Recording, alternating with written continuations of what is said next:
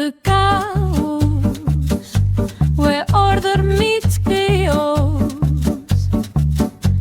DeChaos, where order meets chaos. Hey, welcome to DeChaos.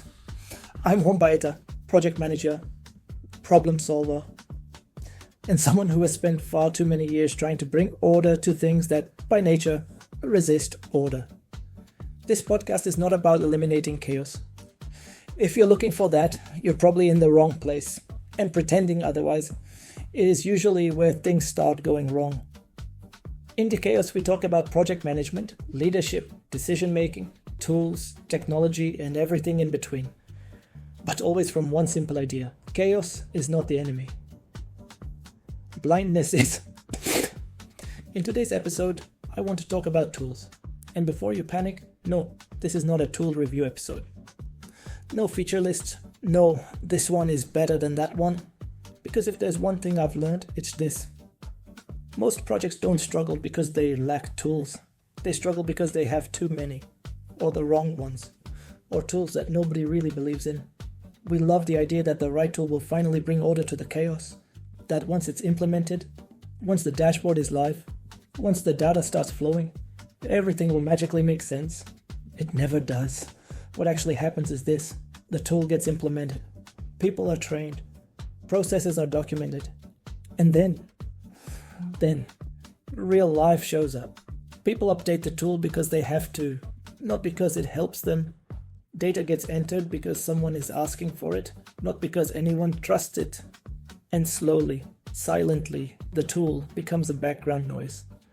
So, today, I don't want to talk about what tools can do. I want to talk about why tools fail. Why the same tool can be a huge success in one project and a complete failure in another. And more importantly, why buy-in, ownership, and co-creation matter far more than features, integrations, or fancy dashboards. Let me be very clear from the start. Tools don't bring order. People do. Tools only amplify the way we already think, decide, and work together. So grab a coffee, or just lean back for a moment. Because in this episode, I want to share a real story from a real project about this chaotic topic. This is DeChaos. Let's get into it. Because projects are chaotic. People are chaotic. Contexts are chaotic. Before we move into the story, there's one nuance I really want to get right, because this is where many conversations about tools go in the wrong direction. When we talk about tools in projects, we often mix very different things. So let me be very precise. There are essentially two types of tools: project tools and corporate tools. And understanding the difference is very important and changes everything. Let's start with project tools. Project tools exist to help teams work together. Not individuals, teams. They help create shared understanding, common visibility, alignment around decisions. A project tool is not about my analysis, it's about our reality. Now, this is important. Some tools are excellent for individual work, for thinking, for analyzing, for modeling scenarios. And yes, Excel is a fantastic tool for that. I love Excel. Excel is brilliant when a person needs to explore data, test assumptions, do their own analysis. But Excel is not a project tool. The moment a tool lives within on laptop with one logic and owned by one person, it stops being a team tool. A project tool must live in a shared space. It must allow the team to see the same information, trust the same data, talk about the same reality. If a tool only works because one person maintains it, then the project doesn't have a tool. It has a dependency. Now let's look at corporate tools. Corporate tools exist to help the organization run. They care about standardization, compliance, traceability, financial integrity. Systems like SAP are incredibly powerful. They are designed to close books, manage financial flows, ensure consistency at scale, and they are very expensive because they do that very well. But corporate tools are not built to manage uncertainty. They expect stable structures, clean data, well-defined processes. Projects rarely have that when decisions need to be made. This is where problems start. We sometimes expect corporate tools to behave like the required project tool. We expect them to support daily collaboration, evolve quickly, adapt to changing reality. That's not their job, so teams do what they always do. They comply, they update the system, they fill in the fields, they meet the reporting requirements, but the real thinking, the real coordination, the real decisions happen somewhere else. And here's an important nuance. The ideal situation is not to choose between project tools or corporate tools. The ideal situation is when project tools can talk to corporate tools. That's a huge bonus, because when a project tool feeds corporate systems automatically, reduces manual rework, avoids double entry, you save time, you reduce errors, and you lower risk. But that integration is an extra. It's not the core purpose. The core purpose of a project tool is still to help the team understand what's going on and decide what to do next. So here's the key idea I want you to keep in mind. Project tools exist to support thinking and collaboration. Corporate tools exist to support control and continuity. Both are needed. Both are valuable, but confusing one for the other creates chaos that looks very organized, from far away. And with that distinction clear, now I want to take you into a real project where this confusion played out in a very concrete way. A project in South Africa, telecom, large scale, high visibility. And no, this project didn't start falling apart because of tools. Like most projects, it started struggling because of typical project problems. Pressure increased, timelines tightened, complexity grew. Nothing unusual. But as often happens, the reaction was not to slow down and understand the context. The reaction was to bring reinforcements. Some colleagues from abroad, from Europe, were allocated to the project, experienced, capable, well-intentioned. But here's where things started to slip. Instead of taking the opportunity to understand the amazing and diverse South African culture, adapting to the local reality, they expected the team to adapt to them. Big mistake. Different culture, different way of working, different constraints. And that friction mattered, not because anyone was wrong, but because context was ignored. The same pattern happened with the tool. A tool that had been used successfully in some European project was brought in. Again, on paper, it made all the sense. Proven solution. Same company, similar scope. But the way it was introduced made all the difference. The tool was enforced, not discussed, not shaped, not adapted. It was positioned as, this is the tool we use. This is how we work. This is how it will be done. There was no real buy-in. And without buy-in, what you get is not adoption. You get compliance. The local team didn't reject the tool. They didn't fight it. They simply disengaged. They updated it when asked. They filled in fields. They attended meetings. But the real work, the real thinking, the real coordination continued to happen outside the tool. And slowly, the tool became a reporting mechanism, something used to explain the project to people outside the project, not something used to run the project. At some point, to keep the system alive, a dedicated person had to be hired just to enter data into it. And this is always a huge warning sign. When a tool needs a human buffer to translate reality into the system is no longer helping. It becomes a problem, not a solution. From the outside, everything looked controlled. Dashboards were filled, statuses were visible. But inside the project, confusion increased, trust decreased, ownership faded.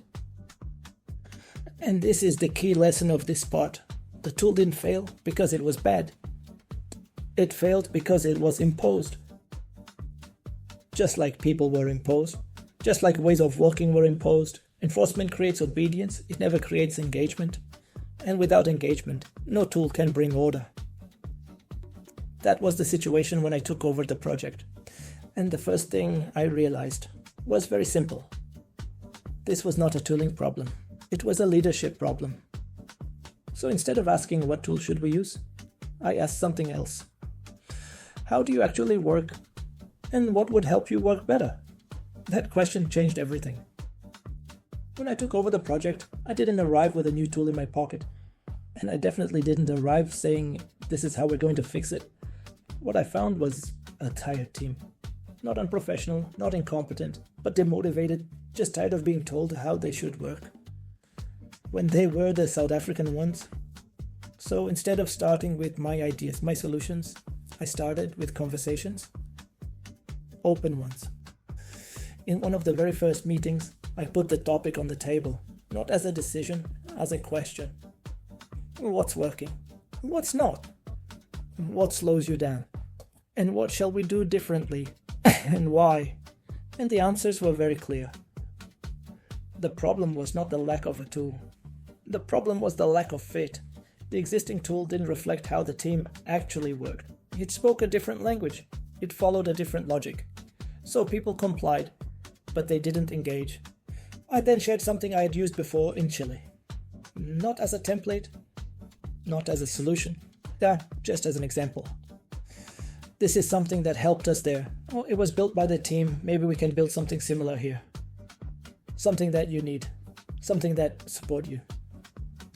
That changed the tone of the conversation. Suddenly, this was no longer about accepting a tool. It was about shaping one. We started brainstorming. Very practical. Very grounded. What information do you actually need? What do you look at every morning? What do you never look at? And why? We didn't aim for perfection. And that was intentional. As Einstein said, make things simple, not simpler. And I've always believed that perfection is the enemy of the optimal. We chose QuickBase, an online database tool by Intuit, and we chose it mainly because it allowed us to move fast and customize faster. Low code, flexible, good enough. But again, QuickBase was not the success factor. The success factor was having the team as part of the development. They gave ideas. They challenged assumptions. They suggested changes. They tried it. They saw their feedback being implemented. And that creates something very powerful. Ownership. In less than a month, we had a tool running. Not beautiful, not perfect, but useful. And more importantly, used. There was very little resistance. And whatever resistance existed disappeared quickly once people realized this wasn't a tool being imposed. It was a tool being built with them. One person from the team naturally became the champion of the tool, not because of a title, not because of authority, but because they cared. They kept it alive, they improved it, they adapted it. And even after I left the project, that tool continued to evolve. Years later, it was still in use, adapted, improved, replicated in other projects. Not because it was perfect, but because people felt it belonged to them. And that's the real difference between enforcement and ownership. Enforcement creates usage. Ownership creates commitment, and only one of those survives real project pressure. So let me leave you with this. Tools don't fail, normally, because they lack features. Normally they fail because people don't see themselves in them. A project tool that is enforced will be used just enough. Just because of... Yes, a project tool that is organized, developed together, will be trusted. And trust is what allows teams to make decisions when things are unclear. Corporate tools matter, standards matter, integration matters, but none of that replaces ownership. If a team doesn't help build the tool or take it in consideration for its development, don't be surprised if they don't use it. And if you require a full-time person just to keep the tool alive, well, maybe the problem isn't the team. Order doesn't come from software, it comes from leadership, and leadership starts by listening before designing. So this was DeChaos, where we don't eliminate chaos. We learn how to deal with it. I'm John Bater. Thanks for listening. And until the next episode, remember, if your project needs a new tool every time things go wrong, it might not need a new tool at all. See you next week.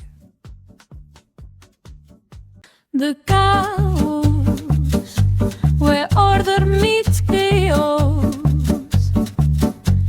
The chaos, where order meets chaos.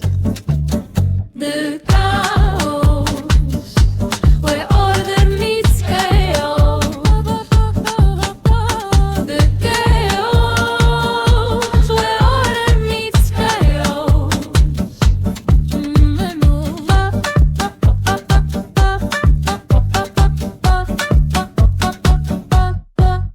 The